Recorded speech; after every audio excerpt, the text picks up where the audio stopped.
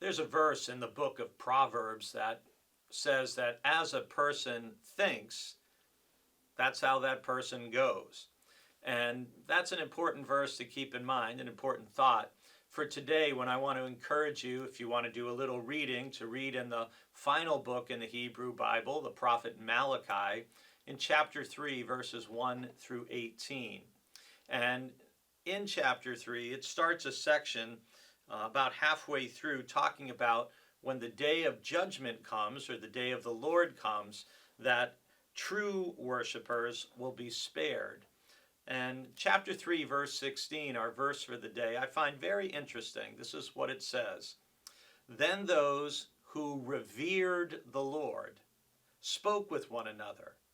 The Lord took note and listened, and a book of remembrance was written before him of those who revered the Lord and thought on his name. Remember, this week we're talking all about hallowing God's name, and one of the things that strikes me about Malachi 3:16 is just this idea of how much do I think about the Lord? How much do I think on the name of the Lord? Because things that occupy our thoughts tend to draw our focus and our attention. If we constantly focus on our health or not being as healthy as we wish we were or we had been, sometimes that can make things even more challenging. If we always focus on our family, then we'll tend to think about our family more.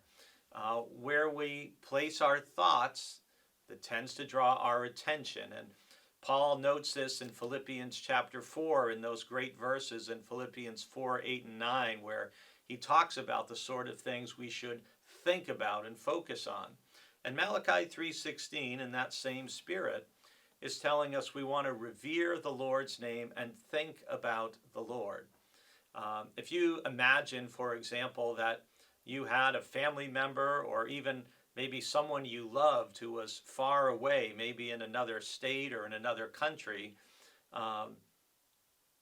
if you never thought of them, if you never reached out to them, if you never communicated with them, eventually they might start to question how much you really cared about them. And because sometimes absence doesn't make the heart grow fonder, it can lead to the heart looking elsewhere. Well, we don't want that to happen with our relationship with God. And so we want to think on and revere the name of the Lord on a daily basis. And we can do that in so many different ways. This is why many of us say grace before we eat a meal, because we're very grateful and thankful to God that we have food to eat when millions of people don't. Every time we use clean water, when we have shelter, when we can see the beauty of spring, all these things can be prompts to help us remember and hallow and revere the Lord and the Lord's name, who makes all these things possible for us. I hope you'll continue to think on the name of the Lord throughout this day.